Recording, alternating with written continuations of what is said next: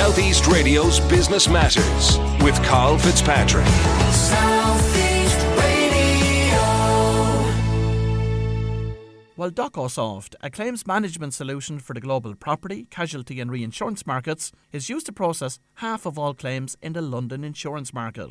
Founder and CEO of DOCOsoft, Aidan O'Neill, joins us now to tell us about the company's success and why they will be focusing on Bermuda for the next phase of growth. Aidan, before we discuss DOCOsoft, I'd like to take you back to your childhood years growing up on a farm in Ferns and, of course, the entrepreneurial family which you were raised in. Thanks, Karl. Thanks for having me on the show. We grew up on a farm outside Ferns there, and Pat, my brother, has a bacon business, O'Neill Foods, and his twin Paula has a premium power business up in Dublin as well. So growing up on a farm, it was all hands on deck, Karl, growing up. So I guess we got used to doing stuff for ourselves from that perspective. It was great culture, actually. Yeah. So once you finished school, then you went off to college in Waterford, I believe. Talk us through the journey from there. Yeah, I did computer applications down in Waterford, and that was the late 80s, and there wasn't much work in Ireland. At that time, interest rates were nearly 20%, so I was selected on a government programme just the last year in college, and I was selected to go to Japan for 2 years on a FOSS ANCO programme, and I ended up staying there 10 years, actually, so it was a great experience. And give us an insight into your career prior to starting DOCOsoft. 10 years in Tokyo, always working in software. I was in Rico. I was doing solid modelling technologies, then moved on to a smaller company called Design Automation, and they were coming back to Ireland, set up a place down in Plassey in Limerick beside University of Limerick, and we were in various vertical markets at that stage. We had systems in the air traffic control centre in Swanwick in the UK. We had systems in the Dartford Tunnel with document management systems in various universities in Ireland and the UK. But the market that I liked the best was the London insurance market. But I could see that document management systems SharePoint was coming in from Microsoft at that stage. But I could see the real value was in core systems for insurance companies, specifically claim systems. So we got an opportunity, one of our existing customers that wanted us to develop a claims management system. So that's kind of where DOCOsoft took off, to be honest.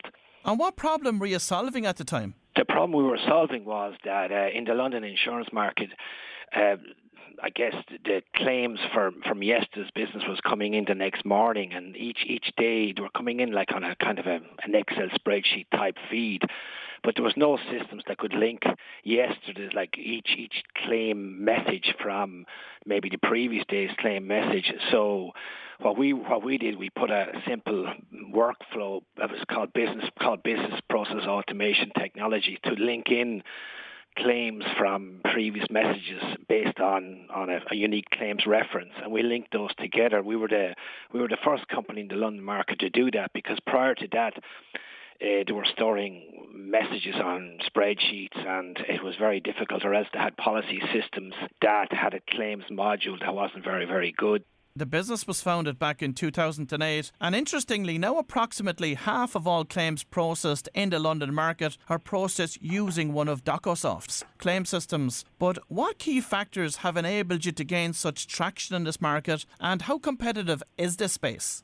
The space is quite competitive. I mean, we're up against the biggest technology companies in the world, but what we bring to the table is probably something like 3 factors, and some of this comes back to my experience in Japan, and one of the factors is engineering excellence. The technology is engineered very, very strongly, a lot of quality assurance. The second factor is that we're a scaling company, so we're very, very ambitious. And the third factor is that we've no private equity, we've no venture capital, so we've a freedom of choice to look after the customers. It's not all about profits; it's about making sure that the customers are looked after, and making sure we can build the best systems possible for our clients. And of course, Aidan, technology companies more generally are notoriously resource heavy. You've bootstrapped this business from day one. How did you manage to do that? Yeah. That's probably my most proudest fact of DOCOsoft, Karl, that we bootstrapped it. Where early days there was a lot of pressure to to bring in to borrow money or to bring in investors to but I guess we used each customer that we won, or we supplied systems, that we used the revenue from that to bring on more people on board. So it was built, and as I said to someone last week, we're a 15-year overnight success. So it takes time to do that, but we're growing by 25% per year. So now it's when the revenue goes over 10 million plus, with a lot of recurring revenue, Karl, the company scales quite big over the years. And how has Enterprise Ireland benefited your own business, DOCOsoft, over the past 15 years? We've got a lot of R&D grants from Enterprise Ireland over the years, which helps us grow the company without investment. I think the biggest factor with Enterprise Ireland is those courses that they run in terms of, say, the International Selling Programme or the Leadership for Growth Programme and programs like that. I think that's the single biggest benefit that I see that Enterprise Ireland bring to SMEs in Ireland. Yeah, I would agree completely, having completed the International Selling Programme myself along the way. Now, talk to us about developing the relationship with Lloyd's of London. How did you go about doing that? Because they're a huge organisation, and it will be said in business that the bigger the organisation, the harder it is to get access to them. The Lloyd's of London is made up of around 55 syndicates, and each of those syndicates is independent, and they're typically that could be in insurance companies, like global insurance companies, like say AXA or Chubb, companies like that. So initially we were in two of the Lloyd's syndicates, and we had supplying document management systems, and we had a great track record there.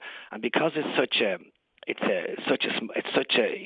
though it's the oldest and largest specialty insurance sector in the world, it's really a small village. Like you mentioned, Ferns is probably the square mile in London is no bigger than the size of Ferns village itself. So as you're walking around between one insurance company and another, they all know each other. So from that aspect, if you do a good job in one of the syndicates, the next one is just 2 minutes up the road. So it's word of mouth would be probably the biggest benefit we would see in the London insurance market. And Aidan, you've also developed quite a presence in the reinsurance market also. Provide us with an insight into that. We have, we have. And I mean, there's a lot of reinsurance. When Munich Re would use the second biggest reinsurance company in the world, would use our system in London. And recently we've had a bit of success over in Bermuda. We've had a customer go live there about 2 months ago. So that's the reinsurance headquarters of the world. So that's the next growth for DOCOsoft. We see the Bermudan market. How will artificial intelligence and machine learning and ChatGPT and other tools impact your business over the coming years? Yeah, great question, Karl. Where we are in Nexus UCD in Dublin, where our HQ is, there's Cedar is the Irish Analytics Centre. So we're working with those guys for the last 6-7 years as well. So we've been doing a lot with machine learning, data analytics, and now it's amazing to see the impact of ChatGPT has on the market. But an example of where artificial intelligence can help our sector is on say predictive analysis on what claims could come in future in what sectors. So that's one area. Another area is in terms of looking at fraud. Fraud is a big issue in our market. So that's another area where artificial intelligence can look at the claim coming in and say analyze the risk on that. And another area that's very topical at the moment is sanctions. There's a lot of, our systems, they link into sanction checking engines. So if there's a sanctions risk on the claimant, our systems will pick that out pretty quick as well.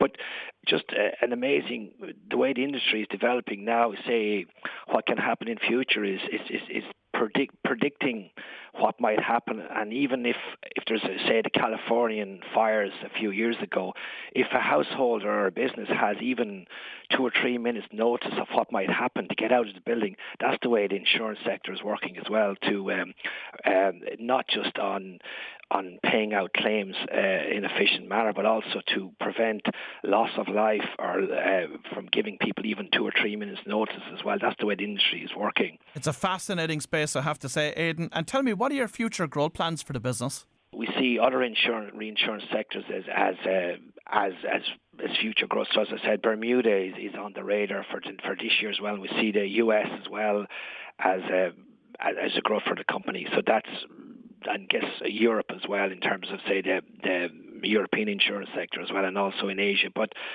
we've, as I said, you said, half of every claim that will go into London will go through one of our systems. So now we're looking to see, can we repeat the same magic formula over in Bermuda as well, Karl?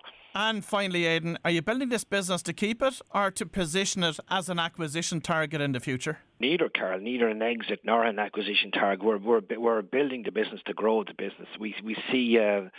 It's funny, that we have the freedom there because we're not private equity or venture capital backed, that we can really, the most interesting element for me is to see where the potential of this business can go in future. If we've bootstrapped it the way we have over the last 15 years, imagine what we can do in future when, you know, the company is scaling and we have more professional systems in place. So it's just the potential of where the company can go is of most interest to myself, Karl, to be honest.